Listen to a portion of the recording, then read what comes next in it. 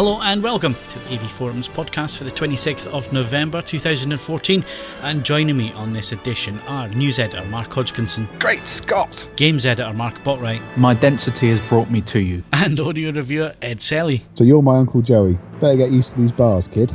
Coming back, but he's promised not to say anything this week, is assistant editor Steve Withers. You built a time machine out of a DeLorean? And we're back yet again, last podcast in November, and it's getting closer and closer and closer to the best time of the year, for me anyway, once we get Christmas and New Year out of the way, and that's CES coming thick and fast, Steve, and we haven't heard anything from anybody, so this time around, I'm not really sure what we're going to see. Yeah, I don't know if that's good or bad, whether that means they're just holding back some really cool stuff for us to see in January, or they've got sod all to show us. I've never known the last couple of months, really, since IFA, been so quiet in terms of AV news. It's just nothing going on apart from tumbleweeds going past us. So could be good, could be bad, don't know. A bit worrying, really. I'm worried. What about you? I don't think it'd be bad. I just think it'd be more of the same. I don't think they're going to have anything on the video side. Mark, that's bad if you're stuck out in Vegas looking at the same crap for the fourth year in a trot. Sod you. Yeah, he doesn't have to go, does he, Mark? Yeah. I can watch it for the comfort of my own home. Yeah, I can't see there being anything startling this year. What have they got? What have they got? Yeah. Well, I suppose it's food, isn't it? More OLED? I've got one of those downstairs in the lounge right now. Yeah. 4K projection, got one of those downstairs now. Well, screens have done that. A bunch of ungrateful bastards. They really are. It just shows you how quickly you can get jaded, doesn't it, Ed? Well, there's only so. I sort of agree with you. There's only so many times you can sort of see the same thing on a slightly different stand. But I don't know. My counter to this would be, you're in Las Vegas. Just give us a Hunter S. Thompson style biopic of what you get up to out there. And obviously with Phil, not partaking. Yeah, I'll be happy to do that. Phil will have to hold the camera whilst Withers, goes for it. Vomits. Yeah, I'm sure that you'll get some material of some description. Probably not suitable for children, but maybe something useful. Yeah, Ed, this is probably I'll lose count now. Is this 8th year? I've been 9th year. It's somewhere around there in a row, and you could have this anywhere on the planet, to be honest, and you wouldn't know you were anywhere particularly nice, because you spend 8 hours inside a big convention centre and then another 8 hours in a hotel room. Well, I think this is I think what we're touching on here is a difference in work ethic. Yeah. I would spend 8 hours in the convention centre because I was compelled to, and then I'd spend a small amount of time in my hotel room washing convention centre Ming off myself, and then I'd be experiencing what everyone else experiences at Las Vegas. Simple as that. I know you'd be saying, I've got stuff to edit and upload and the rest of it. I'd just draw some pictures, fax them over. Hodge can work it out, put it in by the medium of creative dance or something. Yeah. Jobs are good. It's just like, just say there's lots more televisions. They're all great. We're off to Glitter Gulch. So there is a reason why Ed isn't going to Vegas. Yes. Right. Shall we do some podcasting? First, Star Wars The Force Awakens trailer, rumoured to be out this Friday, Steve, but US only. Yeah, US only, and it looks like exclusively in IMAX screens, which is interesting. So I guess, I'm not surprised. There's been rumours going around for the last week that there was going to be a trailer. I'm assuming it will be predominantly actual footage on sets of the actors, because I guess they haven't done many of the effects yet since the film doesn't come out for another year. But I give everyone a chance to see Harrison Ford as Han Solo again, and I think that would get everyone even more excited than they already are about the concept of another Star Wars film. So hopefully, for the rest of us who can't go to an IMAX cinema in the States, we'll get to see the trailer online fairly soon as well. Well, you'd hope. Another big trailer for another big movie, Jurassic World, trailer due in the next couple of days, probably when this podcast goes up. They're all on Thanksgiving, isn't it? They're coming out, I think. Is it? Or was it Wednesday for that one? It might be Wednesday for that one. I thought Thursday was Thanksgiving, is it not? Or is it Friday? Yes, Thursday. It's Thursday, isn't it? It's a Thursday, isn't it? Yeah. So, we were discussing this before we came into the podcast. I'm looking forward to it. I quite like the fact that there's going to be another Jurassic Park movie, but you seem to be a bit jaded, Steve. Well, I just, first one was great. Second one, okay, a bit darker, but not too bad. Third one was actually, I saw it last week, in fact, and thoroughly enjoyed it. It's fun, but it's not a great film. Do we know anything about the cast? Yeah, Chris Pratt's in it and Bryce Dallas Howard. Right. Chris Pratt is the guy that was the lead. Oh, in I know. Guardians of the Galaxy. It's a case of, but I think what made the first two, if nothing else, quite pleasant, was people who aren't necessarily your immediate go-tos. I mean, I know Jeff Goldblum has been in two enormous films, and obviously in Independence Day as well as the first two Jurassic Parks, but he never comes across as your absolute stereotypical blockbuster kind of person. And there was like Pete Postlethwaite pottering around in the background of the second one as well. Things like that. That's kind of what you need a healthy slice of character actors. Well, he's to not make healthy these things work anymore. Well, that's right. No, I know Pete Postlethwaite's going to be a big ask for the next one. You know, on account of being dead. As is John Hammond. Couldn't they just bring them back like the dinosaurs? That really depends if they were bitten by an insect that then got preserved in amber, Mark. Didn't you watch the first one? I don't know. Maybe they've got a little bit, just Pete Postlethwaite's little finger on the end of a cane or something. All they need is a single cell, complete cell. That's all. I know because you were watching the thing with the woolly mammoth last night. Yeah, I was last night. Yeah, same here. Mix it up with some frog DNA for the lols, and then you're good. Postlethwaite Park is go. I think I might go and see that. Can you imagine getting the sign off from his surviving relatives? Yeah, all right, see how it goes. That's what he would have wanted. I'm just wondering if he'd do the accent that he did in The Usual Suspects. Well, the Indian one. That was questionable. Yeah, or like that really weird bloke in Eon Flux. There would have to be one of those as well. Everyone else is trying to remember Eon Flux now, aren't they? I watched it the other day because I was really bored. I think everyone's just imagining what dead actor world would look like. What you're suggesting, instead of going just long on one actor, you just reanimate as many of them as you possibly can? A bit like Madame Tussauds, I guess, wouldn't it? Yeah. In fact, that would be closer to Westworld, wouldn't it? You can't win them in a competition. Right. So anyway, latest competitions. You brought it up, Mark. On you go. I knew I was letting myself in for that. A collection of horror movies on Blu-ray. Universal Monsters, the Essential Collection, and it's got several films. I'm just finding out how many. 1, 2, 3. They're absolutely 4, classics. 5, 6, 7, 8 movies. Well worth it. All pre-1954, going back to 1931. Not my thing, really, but there you go. I'll tell you what, Mark. Some of the best films you'll ever see in that box set.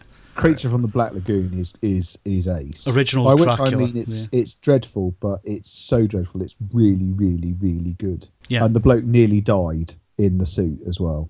And they just kept it rolling because they thought it looked quite good. Those were the Savage days. for his art. Yeah. You've got this box set, Steve, haven't you? I seem to remember we all bought it about the same time. I think it was about 40 quid. Steve? Sorry, what? I wasn't listening to what anyone was saying there. Do you own the Universal Monsters box set? I do. And we were just saying what a great box set it is. It is. Brilliant box set. It's got all the classic Universal monster movies from the 30s and 40s. Never. Has it? Yeah. Oh, well, Really? Thanks, Steve. Does it come in a box set as well? Yeah, 8 of them. it does include the 3D version of Creature in the Black Lagoon, which isn't technically one of the classic 40s monster films, but it's nice to have. Yeah, it's great. No, it's good to have. It's good to have. I heard someone told me something about the chap in the suit the other day as well. What? It wasn't a real monster? Oh no. The only, I mean, as I say, I think it's still the same studio that did it, although I can't remember if it was released on a different under a different company. The only one it's missing that is truly magnificent is 20 Million Miles to Earth, which is fantastic for people. The one with the Harryhausen monster in it. I think it's Sub octopus? Harryhausen. No, it's the Creature from Venus. It's got many bits on it. I don't know if it's spoilers count in a film from the 50s that was shot on a budget of 8p. Is it in this box set that we're giving away? I'm afraid it's not. Right. I say that's literally the only thing I could say that's missing from this. Is it this one's got Frankenstein, Bride of Frankenstein? Yes, Dracula, it is. Yeah, the Wolfman? Dracula, the Spanish version of Dracula as well, which is yeah, Dracula. Invisible Man, Phantom of the Opera, Creature from the Black Lagoon, Wolfman. Yes, the Wolfman. I said that. Did you? So all of them basically. It's great. It's a really One and loads of listening. extras and commentaries and documentaries. It's a really, really good set and definitely worth winning if you And, like. I And think- the restorations are really good too. I was just going to say the restoration side of things really jaw dropping. Actually, Yeah, I mean, consider that. How old is Dracula? Like, was that 1930? 31. 1931. So there you go. So the week after Getting your birthday. on for 100 years ago. Give or take a decade or so. Yeah, I know, but I said Yeah, getting on. he was only a banker. Leave him to it. Exaggeration is our strong point. Yeah. Right, and what else is there to win, Mark? Turtle Beach Call of Duty Black Ops 2 Air Force Limited Edition earbuds. And quite a you're mouthful, isn't it? not reading that at all, are you? No, it's a long title, isn't it? Yeah, they're earbuds you use for gaming. Stick them in your ears and off you go. And that competition closes soon, 30th of November, so you'd have to be quick. Is there anything that makes them specifically Call of Duty? I mean, are they incredibly highly trained and potentially liable to post-traumatic stress in later There's years? some branding on the front. Does it even come with the game or anything like that? No. just a pair of Does it come with a game? It comes in the Black Ops. This is an 2 AV colour Forums competition, Steve. It's out the fucking charity bin. All prizes found under a bin under the name Bargain. Yeah, you won't have to game all with them. prizes found in Hodge's loft. Contents may vary. Actual prizes may differ from those that are sent to you. That's Great. it. Anyway. Competition's done. Well, there will be another competition soon, which actually will be worth winning, which will be a copy of Theodore Rex on DVD. We're giving it away. You're going to sign it? I You're don't gonna want to sign keep it. Let's put it that way.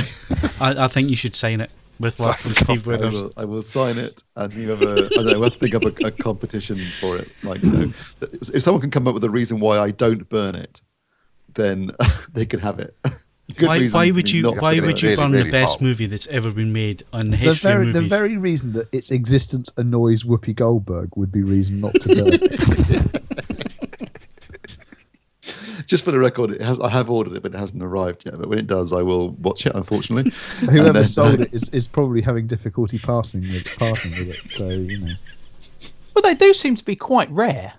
It wasn't easy Yes. to get hold of. Yeah, Sticking it's in probably one, because like, one of those Blue Peter time capsules or something. I think it's future because generations. So that another generation may learn of our cruelest mistake. Yeah, like a Planet of the Apes type thing. There's just a You note saying this was bastards. You the put him in a greatest rubber film suit. ever made. Well, this is the thing about it. I always thought about this when I was doing, Greek plays and stuff at A level. It's like these are the only ones that survived. And you're going, how do you not know that this was these weren't the daily sport of Greek theatre? Greek theatre. These things might have been an absolute joke, and now we revere them because they're the only ones that are left. The idea You're of that saying being in the case- 1,000 years, then Theodore Rex will be considered a masterpiece of 20th century cinema. if it's the only thing that survives from 20th century cinema, what else do you have to compare it against? That's my point, you see. It's just a case of whether we venerate classics because they're actually classic or just because they're the bits that survived. It's got a bit deep now. I hope it comes soon because I wanted to watch it on a OLED TV just to really sort of, Just or a wonder. 4K projector. yeah, I thought I'll do it as well. I'll do it on the 4K projector. Yeah, but the thing is, it's a 4:3 transfer, isn't it? Yeah. Are you going to be able to try and do simulated Atmos with it as well? Do the amps send information to the top? Yeah, can they take a crappy Dolby Digital surround sound track and turn it into something completely different? Can they take the entire film and make it better? Probably not. I wait with bated breath. Before we finish on competitions, interesting one running in the computer section. If you like spending other people's money, Yeah, it's not so much a competition as a good cause even. This is run by Western Digital and it's open to forum members to design their ultimate desktop machine. So there's no limits, apparently. You can choose what you want, with plenty of RAM, nice monitor, speakers, the lot. It must include some Western Digital bits, obviously. So a WD green drive and an SSD boot drive of your choosing. But after that, you're free to build it up as you want. And the winning machine gets given away to an educational establishment of your choice, I believe. Do Western Digital make the wherewithal to just fire stuff into the back of your head on a spike like in The Matrix? not yet. So I can learn Kung Fu in the blink of an eye? Not yet.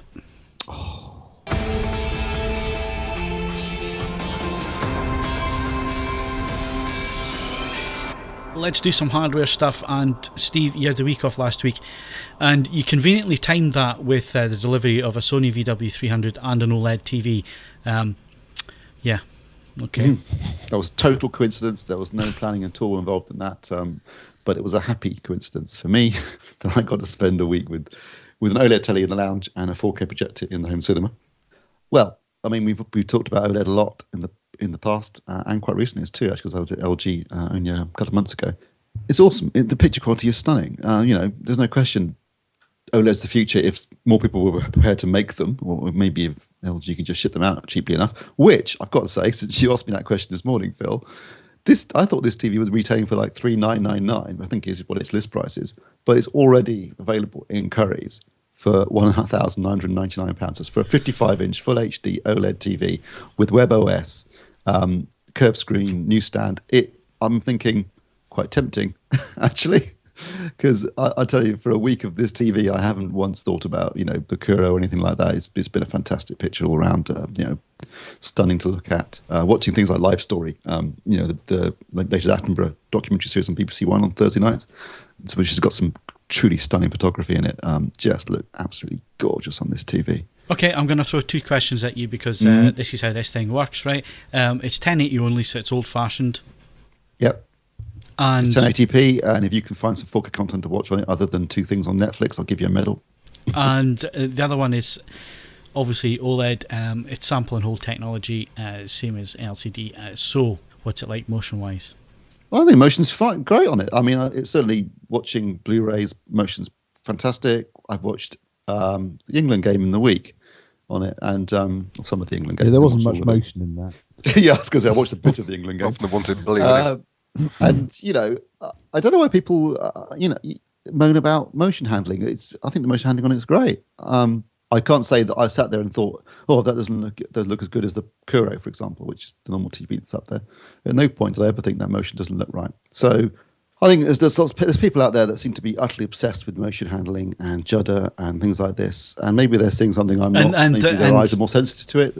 But there's no way I'm putting on True Motion, or whatever it's called, an old True Motion, to smooth things out. It just doesn't need it. And maybe, and there are people that are susceptible, like Mark, for example, is susceptible to flicker on things like 3D, right, Mark? Yeah. It makes it difficult for you to wear actually. Flicker and stuttering this. I really pick up on. Well, I get rainbow effect on plasma TVs. Yeah, there you go. I mean, on camera pans, if you get judder, I'll pick that up really quickly. But I haven't had any problems like that. So it's I mean, people always want something to moan about. I think £1,999 for this TV, they are basically giving it away. That's why forums exist, Steve, so people can moan. I would more than happily take that TV and sell the Kuro. Yeah, as with Full HD, it's a 55-inch. I don't, you're not going to get any real benefit from watching 4K on a 55-inch TV.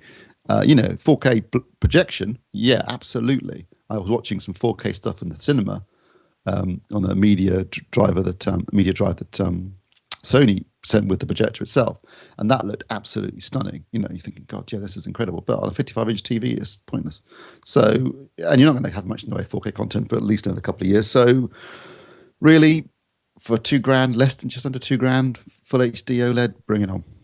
Is it any better than the last one? Or is it pretty much? I think it's not really. I think it's pretty much the same telly, to be honest, Mark. Different stand, which I prefer. I prefer the new stand. It looks gorgeous. Obviously got WebOS, which is great. And a little bit more, so maybe a bit more processing power in there than perhaps the earlier version. But otherwise, I'm willing to bet it's pretty much the same TV. Yeah. So it's still curved then? Oh, yeah, yes, it's curved, yeah. Although, I've got to say, it's funny. It's less when you look at some of the Samsung curved TVs, because the stand is also curved, it makes it seem more curved. Whereas this is, I think, the same amount of curvature as the Samsung TVs, but 5%. Given the shape of the stand, yeah, it doesn't look as noticeably curved, actually. And in fact, you totally forget about it after a few hours. If you're looking straight on. Yeah, which I usually am. Yeah. Okay. So that's the OLED TV. You've got the projector in there. Well, let's not spoil the review by going into it in too much detail, but we saw this at IFA. Really impressive, even though they've dropped the dynamic iris, and a lot of people I've seen on the forums discussing that and will it affect it and so on. Well, I've got to say, I thought it looked pretty good for the price point in terms of black levels and contrast. It looked all right without a dynamic iris on it, and normally I would switch a dynamic iris off anyway. Yeah, me too. I wouldn't use dynamic iris personally, obviously, other than for testing purposes. The fact black levels on this projector are very good. Okay, not quite JVC levels. It's native 4K. got decent blacks, very natural picture in reference mode. Even before calibration, it's got a lovely natural looking picture. I think reality creation works really well with the 4K panel. It squeezes every last detail out of the original 1080p in most cases, apart from when I was actually watching some 4K content. I've watched quite a lot of stuff last week on it, and I've got to say I thought it was absolutely spectacular.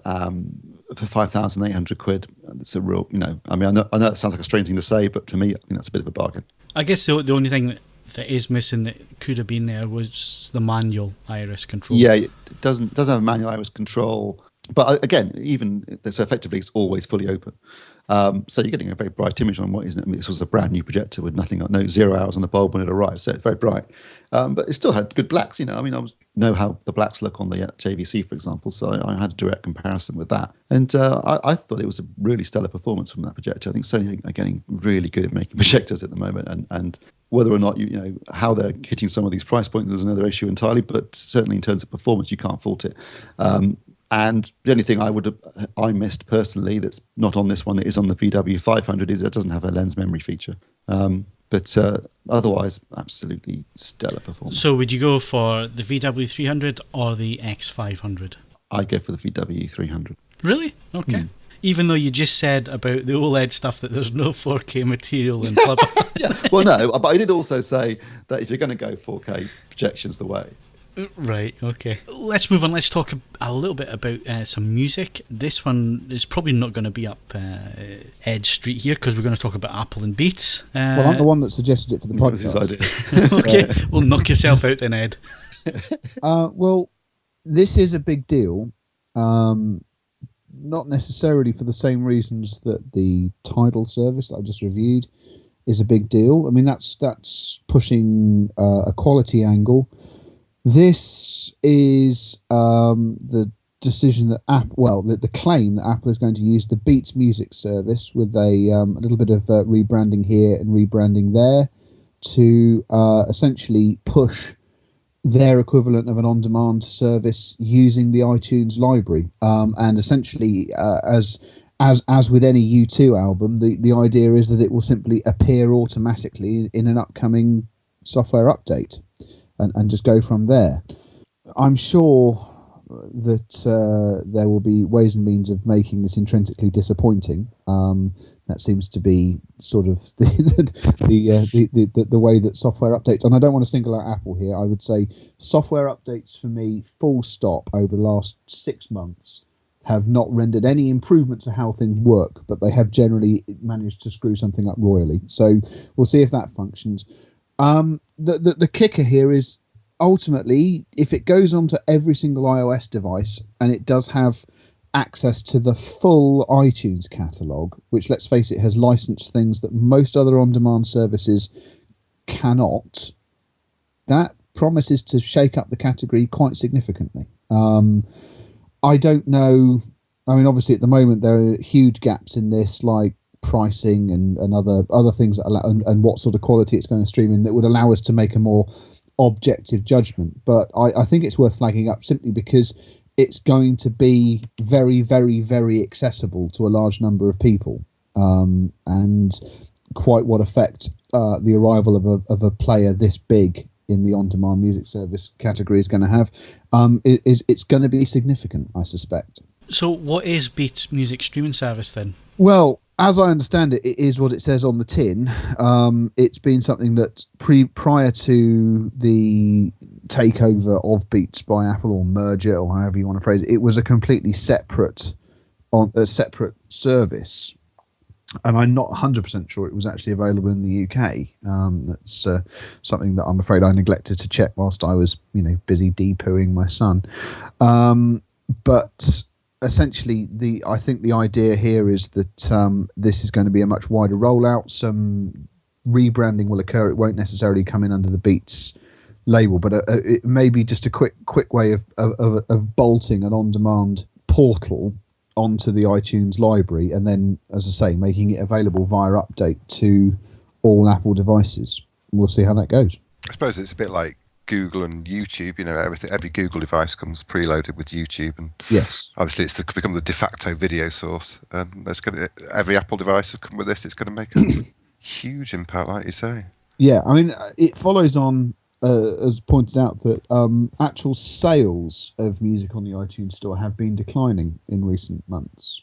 So if the switch is to people just renting access to it, Apple do have to respond.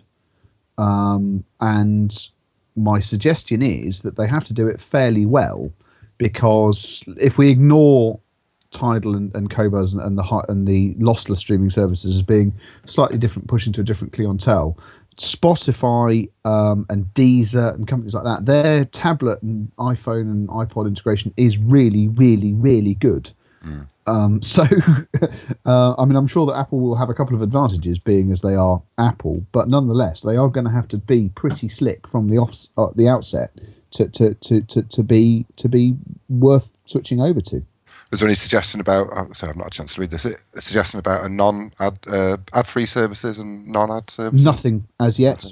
There is a Financial Times article which periodically requires me to log in. So hang on a second. Will it? I mean, to be fair, I need to stress that Apple declined to comment, so there's no firm detailing. And the other thing is that, I mean, this follows on when Apple merged with Beats. The other thing that was being claimed is that the logical thing for Apple to have done was to start making Beats headphones which don't have a 3.5mm jack on them.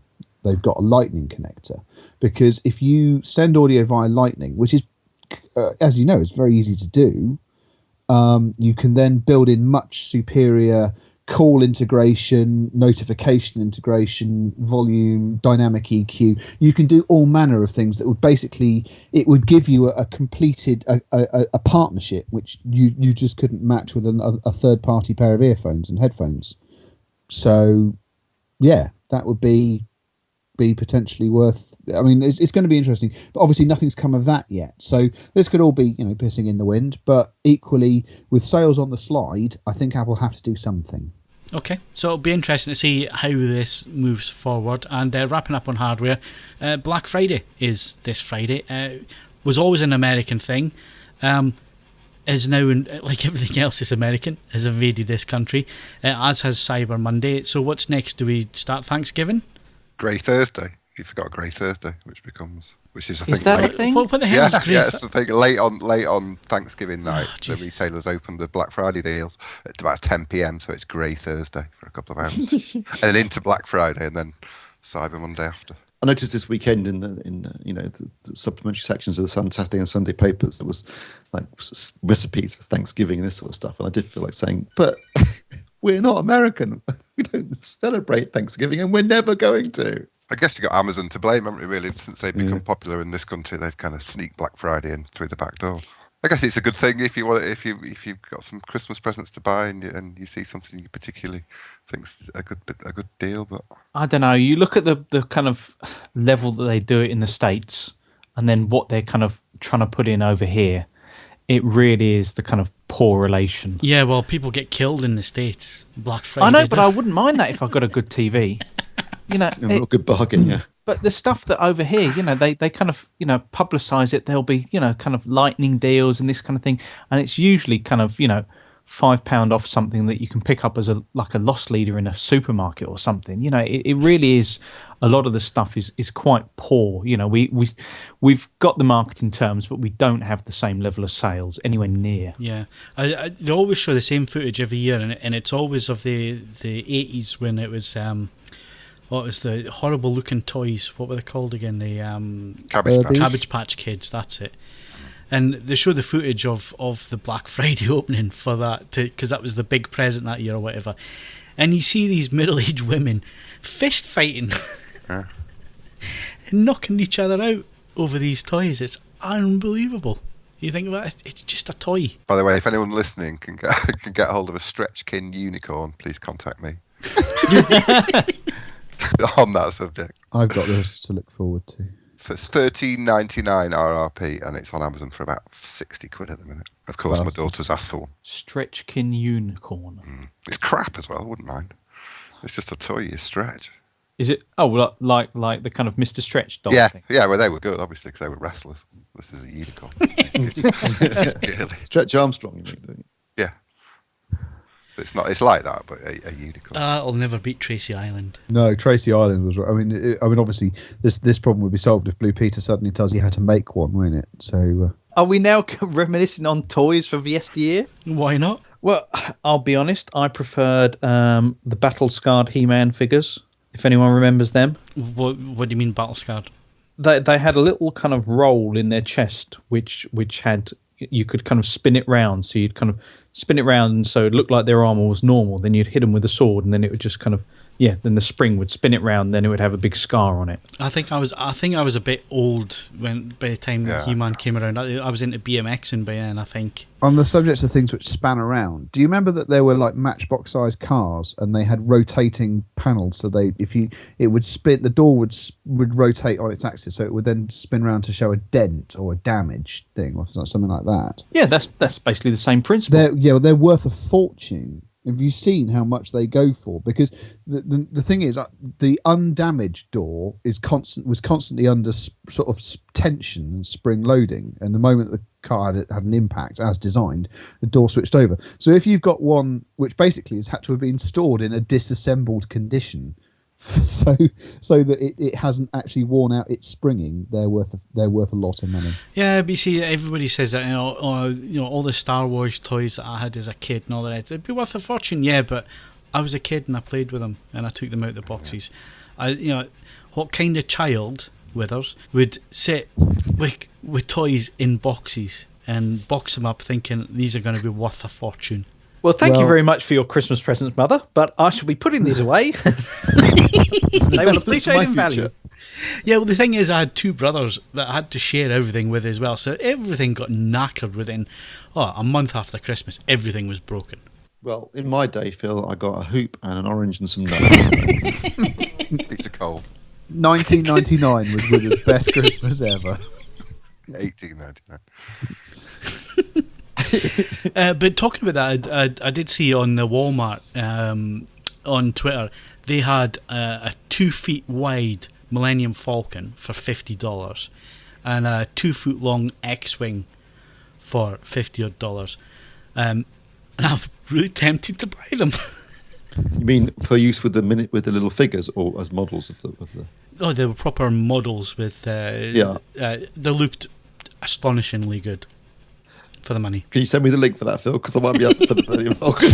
Well, Steve, I was thinking we're going to be in Vegas anyway. We're going to have a car, and there's bound to be a Walmart somewhere. Just take an extra case. Yeah, I did make the Millennium Falcon as a model kit once, and I weathered it and everything. It looked awesome. I lost it when I moved, but weathered it. How did you weather it? Well, when you're painting it, you put sort of dirt and muck, like basically. Because as we all know, space is absolutely full of dirt. Well, landing on planets is. No, I had photographs of the actual model from the film, from Star Wars, and I used that as a guide from when I painted it. It was the best 3 weeks of Wither's life.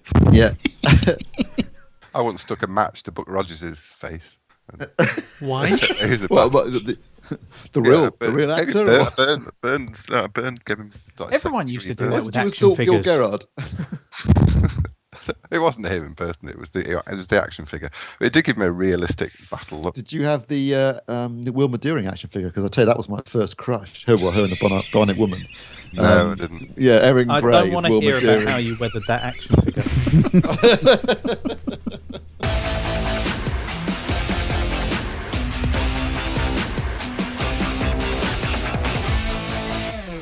Okay, moving on to games news, and Mark gives his impression of GTA 5, especially the FPS feature. Yeah, GTA 5 re-release. It's gone straight in at number 1 in the games charts. UK's best-selling game ever. So, you can either take that as it's a fantastic game and people just want to play it on new consoles, or that there's a slight dearth of great games on the new consoles. Either way, it's added something new in the first-person mode. It takes a little bit of a while to get used to. You can obviously see the it's been spruced up. You've got better textures. There's a lot been made about the foliage and reflections on surfaces and stuff like that. It was definitely why I was playing Grand Theft Auto. It was always about the foliage. Yeah. But it does make kind of a nice little difference. It's all the little finer details that kind of come together. Some depth of field effects and the like. More sophisticated anti-aliasing, but I think most people have kind of jumped into this more for the fact that there's this first person mode. It's a slightly weird feeling if you've obviously played the game before, which most people will have done.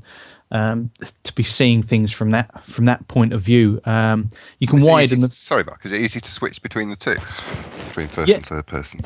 Yeah. Well, I'm playing it on the PS4, and it's just a little touchpad on the front. You just click that, and then that cycles through the camera modes, and it's quite good simply because you can have independent camera modes for when you're on foot and for when you're driving, because one works. Yeah, one works and the other really doesn't.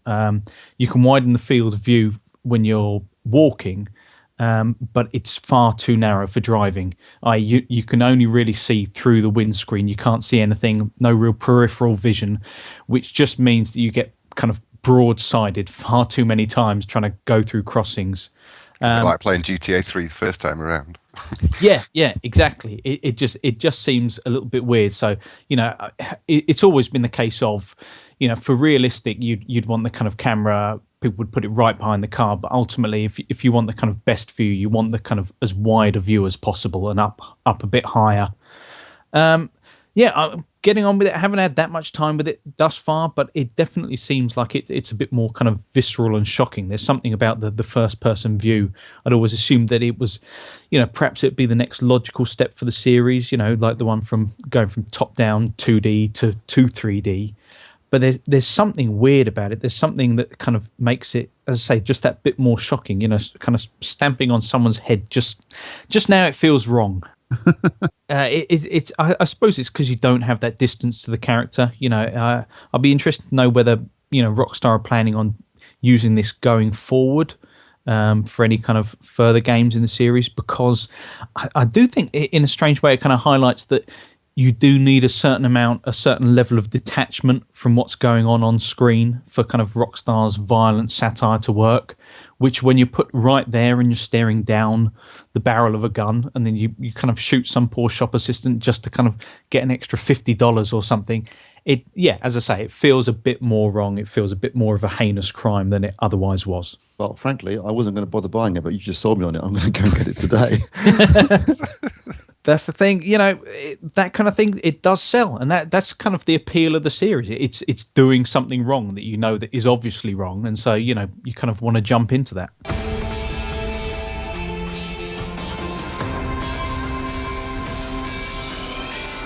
What's at the cinema, Steve? The Hunger Games, Mockingjay, Part 1. Basically, Harry Potter's got a lot to answer for, really, making the last book into 2 films, because it's just made every studio in the world massively greedy now, thinking like, no, we don't have to make 1 film, we can make 2, or in the case of The Hobbit, we'll make 3 films, 3-hour films out of a 300-page kids book. Yeah, that's going to be a good idea. So needless to say, the last book in the Hunger Games trilogy, Mockingjay, is now 2 films, the first part of which came out on Friday. And it feels like exactly what it is. All build up and no payoff. Basically, the first half of a book where you build up, you set your characters in their places and you build up the tension, and then you go into the second half of the book and all the action kicks off. Well, this film basically ends when it starts to get interesting. Kaz's review's already up, went up on Friday, I think it was, and he's bang on the money. It makes you feel used. You feel like, well, you're just squeezing me for more cash, trying to make something that could have been a really good single film into 2 unnecessary films. Did you need to go home and have a shower afterwards? Yeah, I did a little bit actually, and you kind of, and I'm not quite sure the cast didn't feel. I mean, presumably they were getting paid, so they were slightly less pissed off than I was. But you didn't feel like they were really putting much effort in. It's like, well, we all know we're just killing 2 hours until we get to the good stuff. So because the film's basically about propaganda. Now you could say that's an interesting subject to talk about, but basically what it involves is lots of people walking around corridors and whispering in hushed tones to each other, and you're sitting there thinking, God, do something, shoot something, kill somebody, blow something up, anything. But no, they're not until the very end, at least.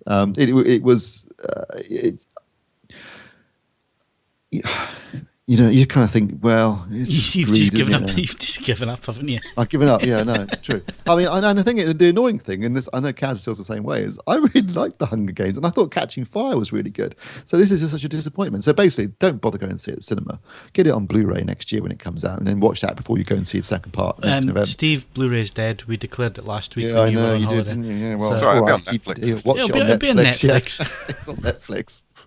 Watch it on Netflix for nothing, and then go and see the second part. It wouldn't be so bad if the second part was coming out in, say, July, like they did with the Potter film, but it's not going out until next November, so you got to wait a whole year to find out how it ends, or you could read the book, I suppose.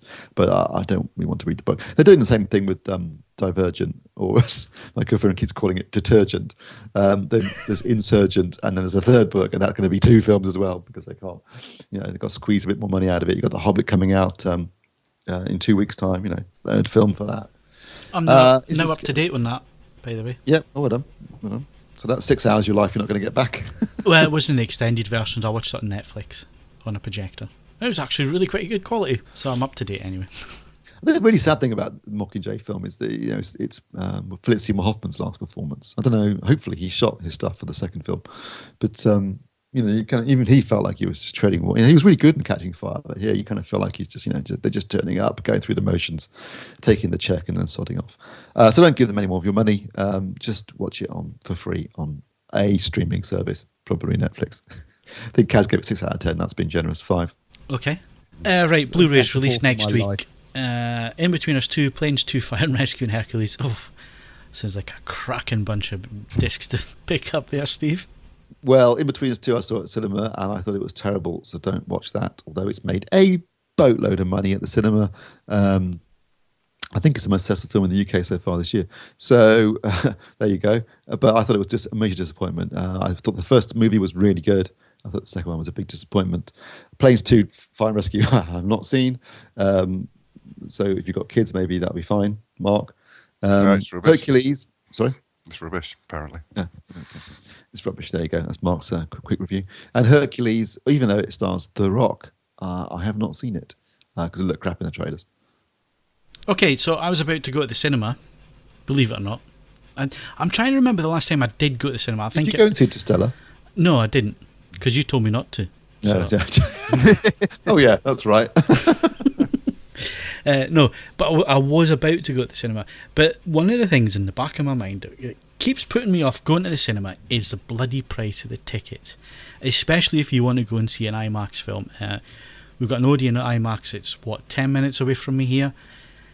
It's £16 to go and watch a film. Which is quite literally more than the Blu-ray will cost you. Yeah. So why would you go to the cinema and spend that type of money to see a film, unless it's something you're absolutely dying to see? I mean, I will go and pay that to see Star Wars. No question. Not least because that will further add to the disappointment when you realise how ridiculous it is. Yeah. It's a disappointing film. They further shit on your childhood and you paid 16 quid to see it. Yeah, but I think it is a bit of a problem. And it was highlighted last week by the guy who heads up Lionsgate UK, who suggested that ticket pricing needs to change to reflect the cost of the film production. So Interstellar, if it costs 200 million, then you pay 17 quid to see it. If it's a little small British independent film that costs 6 million, you pay 6 quid to go and see it. Well, Is it going to attract people to go and see the little independent film at 6 quid, or are they just going to pay the 17 quid anyway to see the blockbuster? I think they should make people pay more money to see the really shit films. So, like Transformers, you should have to pay £100 to go and see that crap. I don't know, Phil. It's cinemas. It's struggling. I mean, it goes through these phases, and again, it's suffering from competition from things like TV, streaming services, Blu-ray, DVD. People are watching a lot more stuff at home. It's easy to access content. There's so many different devices you can watch the content on, and that's the reason why filmmakers are now using things like IMAX or Dolby Atmos, or whatever it is, to try and make going to the cinema, a big event experience to make it justify the cost. Fine.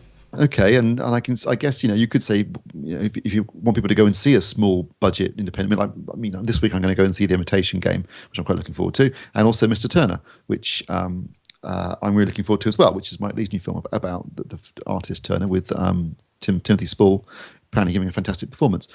Not a massive budget movie. maybe you want to get people to go in to see that more. And the cost is one of the reasons that people aren't going to see smaller budget British-made films at the cinema rather than just waiting for it to turn up on TV or on a streaming service. Then that one might be a good thing. The problem the cinema's got, certainly in this country, is they're making a problem for themselves because they charge so much money for you to go. I mean, £16 to go and see an IMAX film is insane when you can literally buy it for less on Blu-ray or DVD when it comes out. Or watch it on Netflix. So yes, it may not be quite the same experience with a huge screen and this sort of stuff. And if you're an AVForums member, you've got a projector or you've got a really big screen TV and you've got a sound system that's probably better than any of the West End cinemas in London. So why are you going to bother going? And I think the thing that keeps coming back to my mind, the more I think about this question, I don't know if it's the same for you guys or not, but the best cinema experiences I have been where the presentation has been absolutely spot on, and probably the best I've been to was in LA at the Cinerama, and I went to see Avatar there. Now, I didn't enjoy the film, but it was the presentation. It was the fact that when you sat down to watch the film, you got to choose the seats that you wanted to sit in within the theatre. They'd worked out which seats were the best if sound quality was a big thing for you and all the rest of it. So they had like their golden seats and that kind of thing. It was $15, but there was no adverts. How much was their pick and mix? It was reasonable. It wasn't over the top. They had a bar where I don't drink alcohol, but I drink soft drinks, and sometimes the soft drinks are more expensive than alcohol. Soft drinks, it was free refill, so you just paid the once and you refilled it. But there was no adverts before the film, and the thing was that somebody from the cinema came up to the front of the screen before the film started and gave a quick introduction. Thank you for coming along, blah, blah, blah, blah, blah. Here's the film, and the film started straight away. None of this sitting through hours of commercials and adverts and all the rest of it, and then for the film it would be projected on the ceiling, which has happened before, or the wrong aspect ratio, which has happened before to me. Sound going, or the sound keeps going, or 101 issues. This presentation was spot on, and it was proper theatre. You know what I mean? It was properly done, and I think that's where we're missing out. In the days gone by, I would go and see a film just to see a trailer. I'd done that in the past. Paid the ticket price, gone and seen the trailer. I may as well watch a film while I'm here.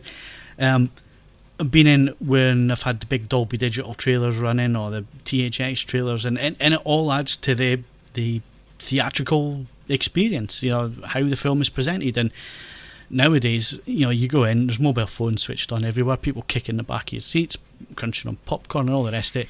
I want to commit murder when I go to the cinema now. Well, I don't mean to be. I'm supposed to be the person that complains at everything here. I need to put two minor spanners into the works that cinemas are too expensive. Firstly, most importantly, as Steve demonstrates week in, week out, if you do go to the cinema a lot, get an unlimited pass. If you go more than twice a month, it pays for itself. That's assuming you've got a Cineworld near you. I mean, it's only Cineworld that I think that does an unlimited pass. Is it? Well, okay, that is spectacular. Nonetheless, That's they are £16.90. Right, so the nearest spread out. So the nearest one to me, Ed, is 30 miles away. I'm not travelling. But you live in the third world. That's not my problem. Down here in the south, we've got millions of them. That's why everyone lives in the south. Absolutely right, Ed. I would not be going to cinema so many times a week if it was in fact I've got an unlimited card, and it's £16.90 a month. If you've got a Cineworld near you or near enough, that's good value because you only have to go twice in a month for it to start paying for itself. And once you go more than that, basically you're seeing the films for nothing. So that's good value. Before I got that card, I didn't go to the cinema very often unless it was a big event movie that I really wanted to see it on a big screen because, I've got a better setup at home, frankly. And then the second part of that is, yes, undoubtedly, the cinema is quite a lot of money. It is, however, sadly, less money than most other out-of-house activities that last the same amount of time.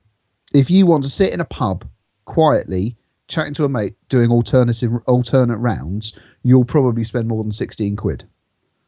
If you want to go out for a meal, unless your horizons begin and end at Kentucky Fried Chicken, you're going to spend more than 16 quid. If you want to go and see a sporting team, unless, again, they are dreadful, you're going to spend more than 16 quid.